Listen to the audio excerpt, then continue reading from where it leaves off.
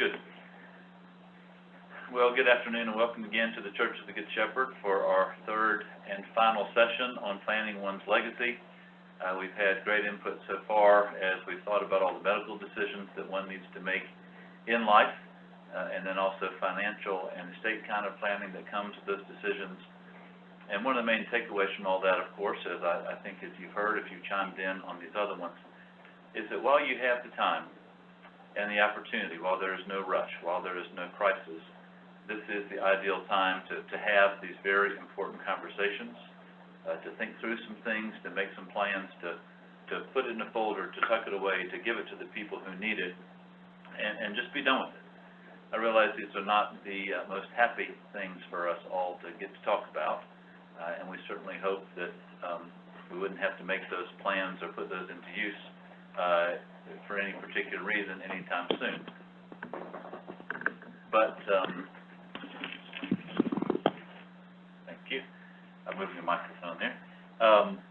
And certainly today's session on planning for one's burial and one's funeral is not ranking high on one of the more joyful topics in life. However, I do think that as people of faith, as we say in our prayers, that we know that life has changed, not ended, and that the eternal life that we are given as a gift by grace is something that we share. And so the gift then that we can share at this time, which oftentimes has been but oftentimes has not been, is, what are the things that you would want? What are the things you need to think about? And from a pastoral perspective, having walked with many families through different funeral planning scenarios, some things that aren't thought about and that can be thought about, this list that we're about to look at will be on our website. It's something that you can always look to see.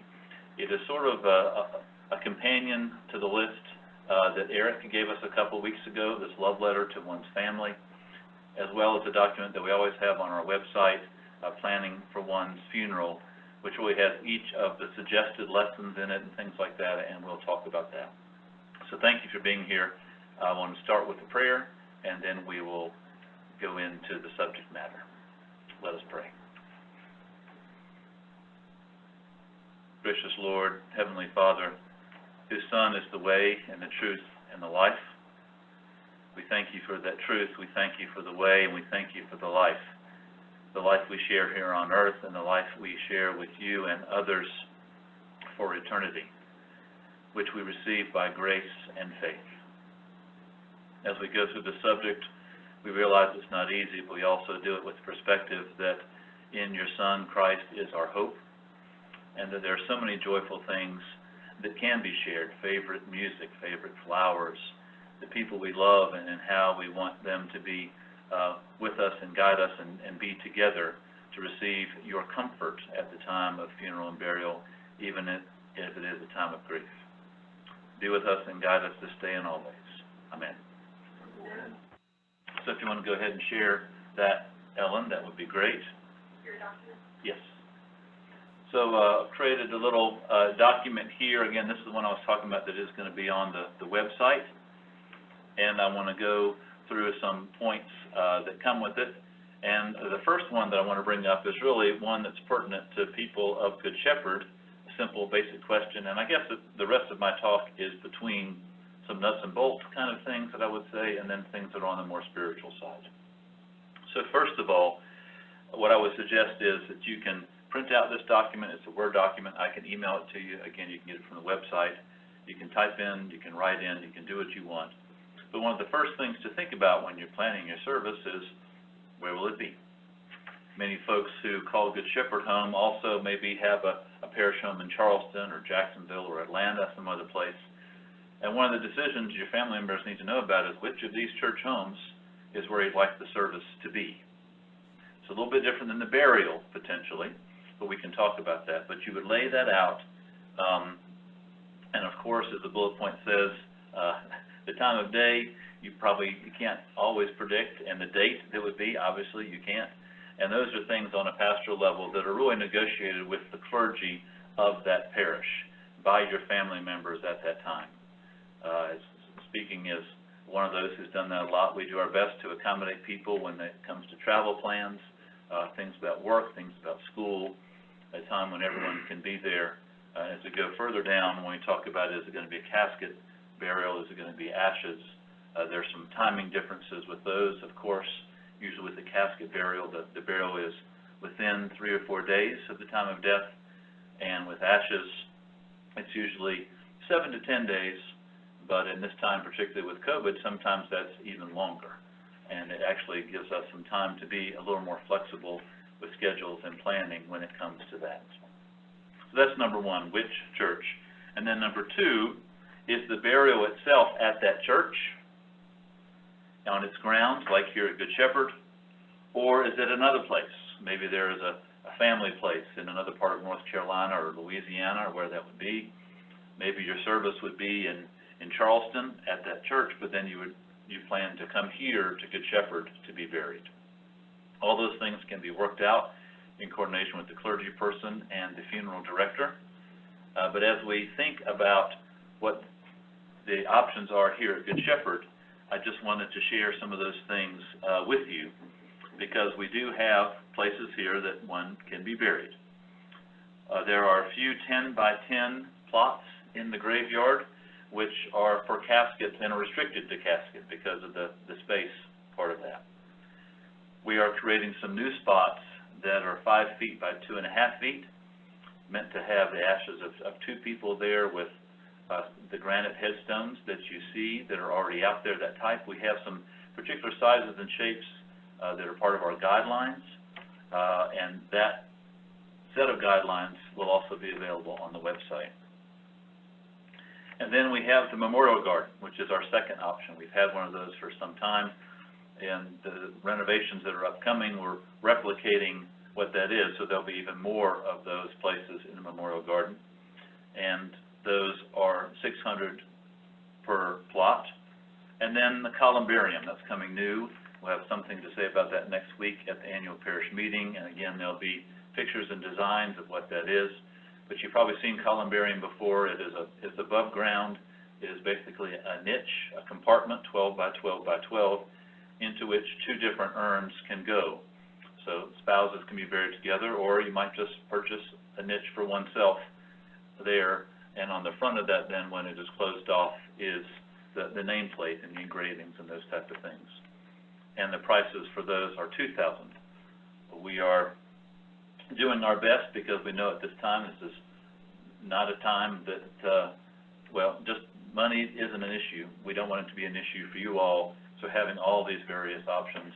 And we clearly state as well in our guidelines that no one will be refused a burial because they cannot pay, and we can always come up with that. So that's always something to think about, is the costs associated with that. I just wanted to put that out there.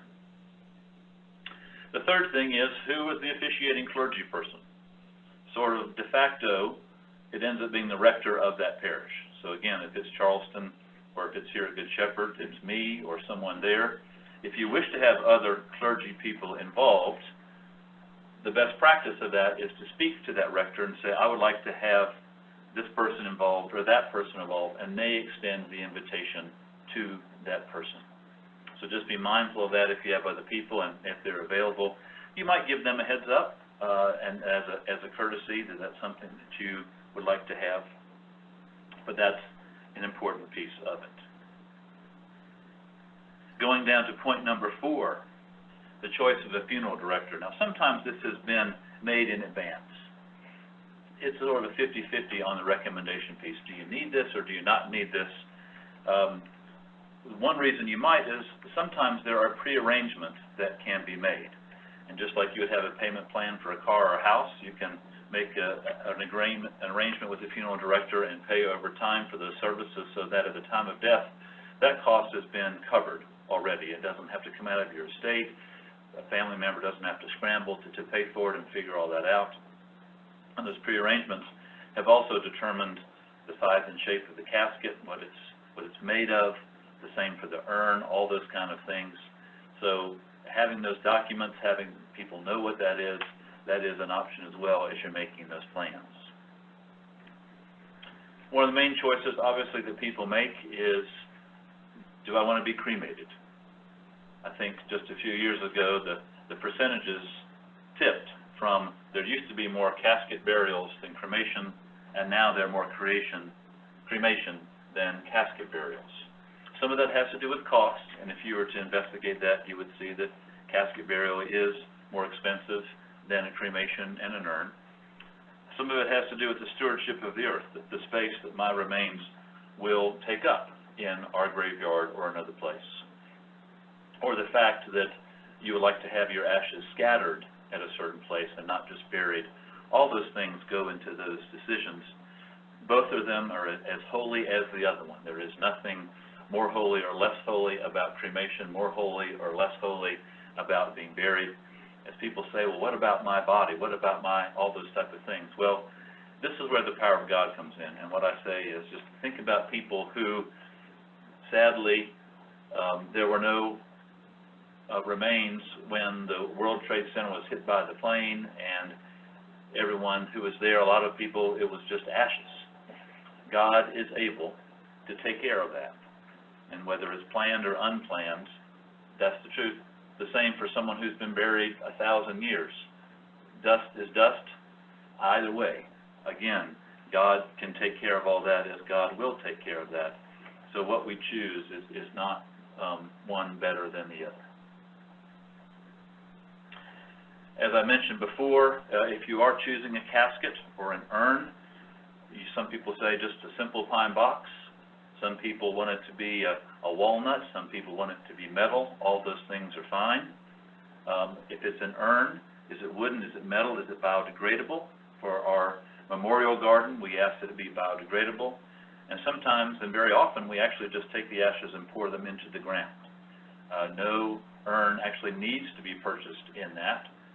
Just to let you know, on a technical level, when the crematorium hands the ashes to the family, there is a black box, and inside that box is a plastic bag, and the ashes are in that. It's a very safe and stable container. It's brought to the church. We transfer the bag to a ceremonial urn that we have here. We use that for the service, and then we inter the ashes into the ground directly in that way. All those options are fine. But again, something to think about it and plan ahead for a little bit if you would like. I've even had a husband and wife, I don't know if we lost it or if it's coming back. Okay, sorry, I just saw the screen blink. I've even had a husband and wife pre-purchase their urns so they would be matching urns, and the one that they were going to use later is fine.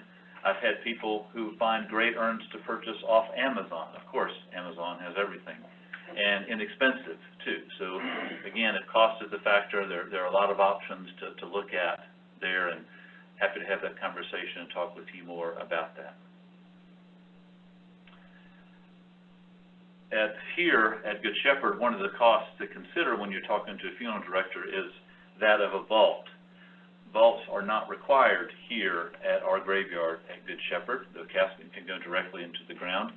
Some people prefer to have a vault, and that can be done. Again, that's more of a cost or an emotional decision that you would have to make, but that's something to consider. If it is going to be a casket burial, is there something you want to be buried in? Maybe it's a military uniform, maybe it's a suit, maybe it's a certain dress. Who knows what it is, but let your loved ones know if that is something that's important to you. And if there is certain wording on the tombstone or the engraving that you would like, that's also important. Here at Good Shepherd, again, as I mentioned before in our guidelines, we do have some limits, and it's pretty much just about one's name and one's dates. Other places have other guidelines, so be mindful of that as you're making your choices and what have you, one of those things to say. One of the things that happens here and in many churches, of course, is the flowers for the service. What were someone's favorite flowers? Sometimes the family knows, sometimes they don't. Sometimes that particular flower is not in season, and to have a list of other flowers that are good, we've got a wonderful flower guild here. We use different florists in town. Having that known is an important thing. An obituary. This, again, is difficult to think about and talk about, and it may not be that you really are writing your obituary, but you might spell out for people in your family who may not know dates as well as you do or times as well as you do. Things like your family history, your parents' full names, a list of schools, fraternal organizations, military history if there is such, employers, volunteering history, hobbies, favorite places, civic organizations, clubs, churches that one has belonged to. And you might even, if there's a picture, like, hey, this is the picture I want to have. You can choose to give some of that information, all of that information, none of that information, but just to think about that for your loved ones. Number 11 has to do with charitable contributions. This is really aside from the estate planning that you have made or other financial decisions you have made. It really has to do with the phrase that you see oftentimes, in lieu of flowers, the family requests that you make a contribution to. Recently, a Good Shepherd, some of that has been to the Conkle Rose Scholarship Endowment, to Good Shepherd in general, to another charity in town. It could be the Village Green, it could be the Humane Society, it could be the American Heart Association, or something to do with cancer research. All those things are very appropriate, and if you know those and you can give addresses, if you can give websites, that really makes it easy on your family to know what were wanted. Moving on to number 12, and this is a sort of a short list, and we'll refer in just a moment to the longer guide that we have based on our prayer book liturgy. But of course, favorite scriptures. What we have in the prayer book are really suggestions. We are not fixed on that like we are a Sunday lectionary where we can't deviate. You might have a favorite passage, and to be able to share that favorite passage or make sure your family knows that favorite passage that could be read. We do, as you'll see in the guide, have those suggestions, some from the Old Testament, some from the Psalter, some from the New Testament, some from the Gospel. Which of those lessons? A service could have, I've done them with 3 lessons, I've done them with 2, I've done them with 1. All that is okay.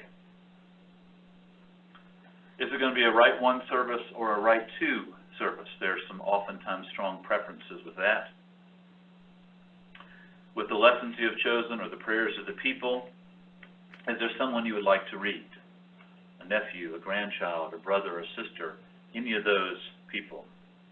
The clergy person generally reads the gospel, whether it's the deacon or the priest. Are there going to be people who speak? Some churches have a tradition where there really isn't a eulogy. There is a homily or something from the priest and the priest alone.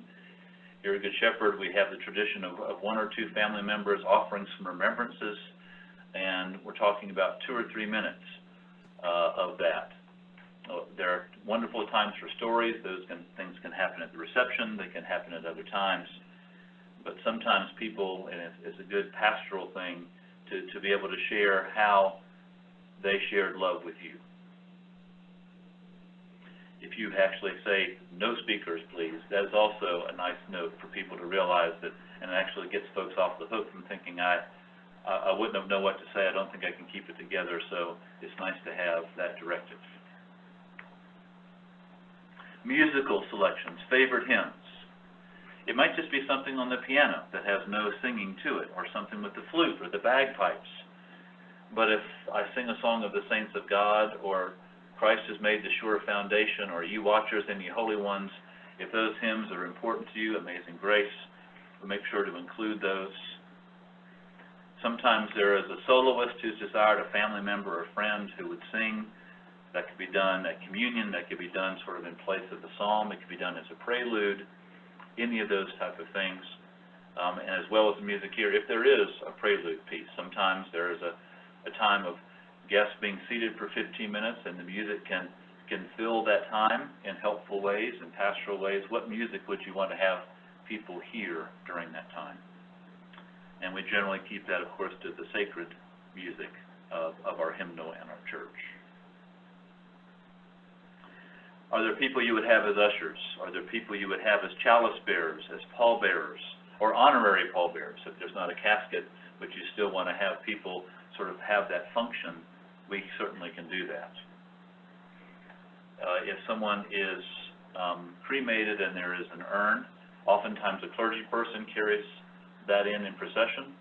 But if the preference is for a son or a daughter or a spouse or someone else to carry that in, you can make that known as well. That's, again, a way to honor that friendship.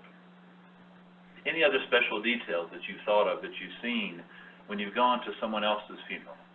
Sometimes that detail is, please, nothing longer than 20 minutes. Or, please, I want to have a full liturgy and have it really be a time where we can sing and hear and be together in those ways. Those kind of notes and details are helpful to think about. Are there any military honors or other things that would sort of be in conjunction with your service? Sometimes that involves playing taps, the presentation of a flag to a spouse at the time of burial, those kind of things, and we regularly work with different branches of the military to make that happen.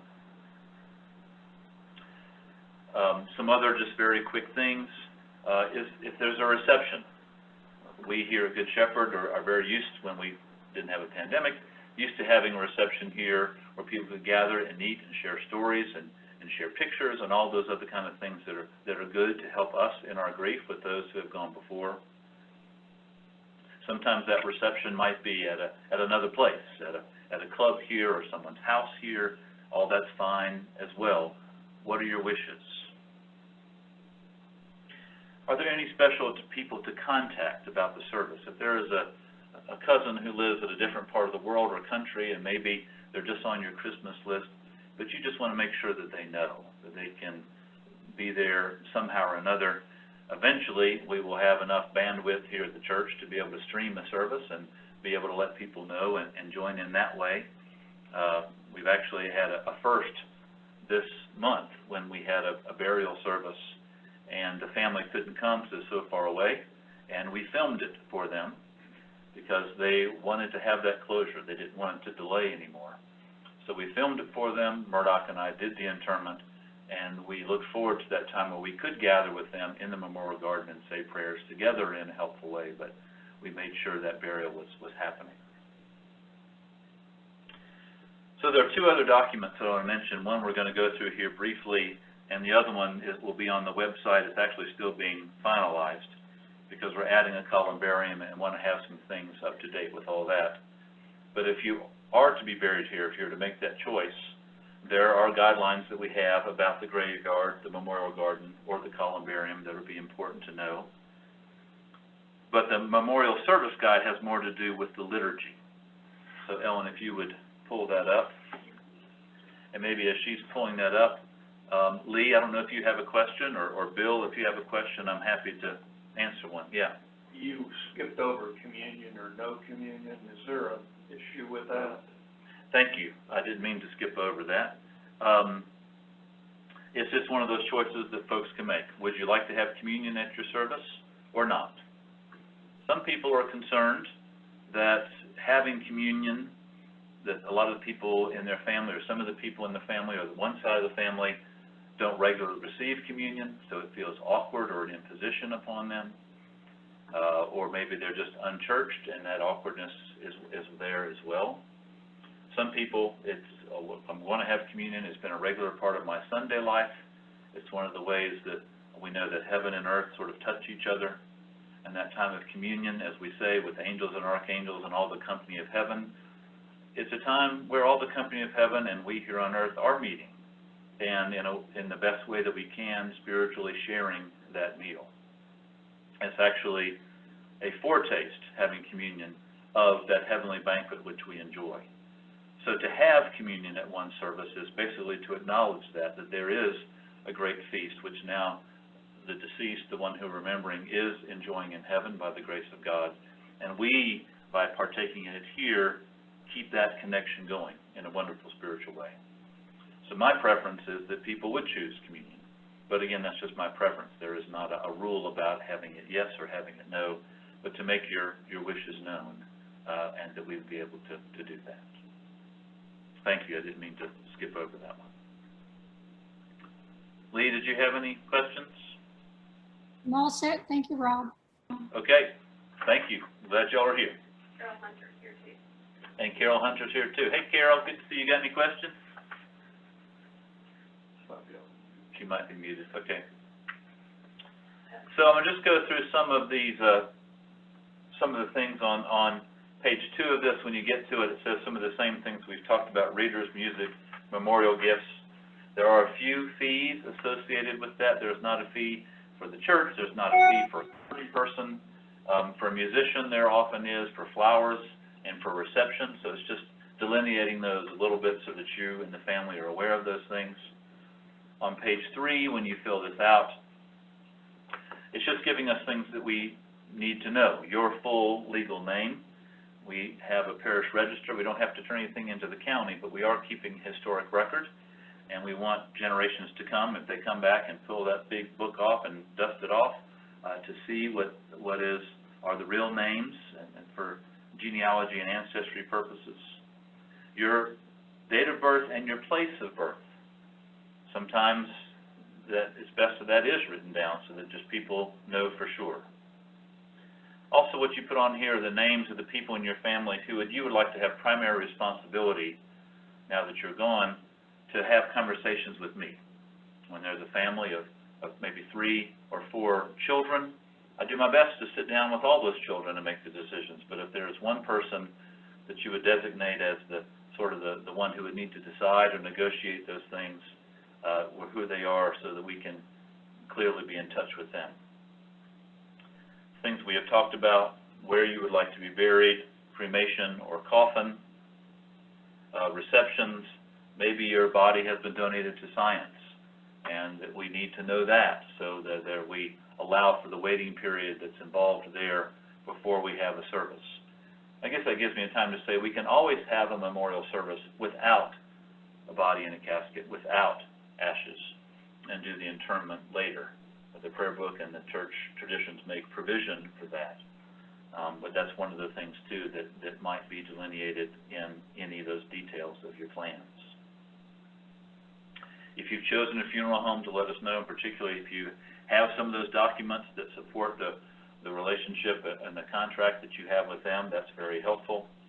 Again, about military, and some things that we might know to be looked for if you've made provisions for Good Shepherd in your will, or as an IRA beneficiary, or a life insurance beneficiary. If something is coming towards the endowment, or those kind of ways. And actually some questions here that let us know, once again, if you haven't filled out another document, that this would like to go just to the general endowment, or to the Conquer Row Scholarship, or to the Second Century Fund, which supports the historic church that we have. Again, just wanting to be as clear with everyone as possible about what your wishes are, so we can honor those and be good stewards of that. There's some hymns here at the bottom of the page. Again, these are suggestions, mainly for people who are making the decision at the last minute or a time of crisis. I don't know, which hymns do you suggest? And I can hum a few bars and we can talk about these. I'm happy to sit down and walk through this with anybody who just wants to make an appointment. We can find a time to sit out on the porch. Again, any age this is appropriate to have, and if later decisions are made that supersede this, that can be noted in the next directives that you would make. Page 4 has just a listing of the suggested Old Testament, New Testament, and Gospel lessons, and in further pages, which Ellen, you don't even have to go to, but when you look at this online or in person, you actually have those lessons to read and to read through. There are 2 reasons for that. One, the practical one, making a choice, but 2, to hear the good news of our salvation, to hear an Old Testament, New Testament, and to read those things, and hopefully that is a comfort for you who are making these choices, or family members who are making those choices, to be reminded of the grace and salvation that do come from God, and the pertinent scriptures related to that. Continuing on page 4, things we've already talked about. Is it the Eucharist? Rite 1 or Rite 2, readers, chalice bearers, ushers, other requests. Sometimes there is a poem, and we fit that in where there might have been a sermon. We fit that in where there might have been a psalm. Those are okay. Instrumentalists that one might have, if your favorite instrument is a violin, and wouldn't it be great that we could have a violin there? We could do our best to make that happen. The rest of the document then really just becomes the order of service and the choices that are made, and allows you to look through this. Again, you can come and pick one of these up, spend some time looking at it, then come back and talk You can look at it online, print it out at home, do the same thing. Or we can just sit down and from scratch, we can go through this together. So that is, again, sort of in a nutshell, those type of things that I suggest that you think about, and not only think about, but do something about. Put it in writing, you sign your name to it in ways that you need to, initial it, hand it to the people you love.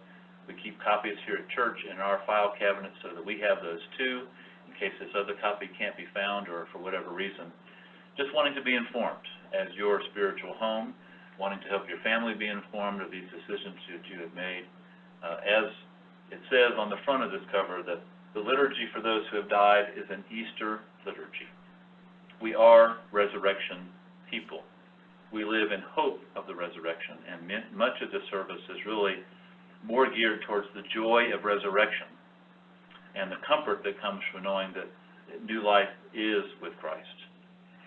So that even as we are grieving, and wanting to give people the opportunity to grieve as they need to. As we know, grief is not a straight line, it's a circle, it's a roller coaster, it's all over the place. But hopefully this liturgy is one of the things that, in the midst of all that's changing, we are grounded in the faith. We're grounded in the love of Christ and the love of God and the power of the Holy Spirit. And that grounding is certainly one of the best things that helps us in our time of grief at that moment and certainly into the future. So thank you for being part of this. If you're watching this as a recording on our website, I hope this has been helpful.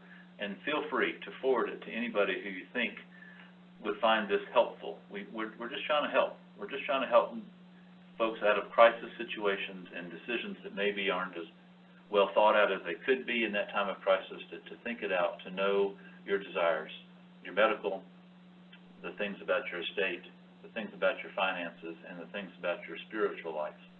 All that amounts to one's legacy. And as you create your legacy, may you do so with faith and hope, and know that you're surrounded by people who want to help and are here to help if desired. Thanks again. Go in peace. Any other final questions from Carol or Lee or Bill? I enjoyed it. Thank you. Thanks, Rob. You're welcome.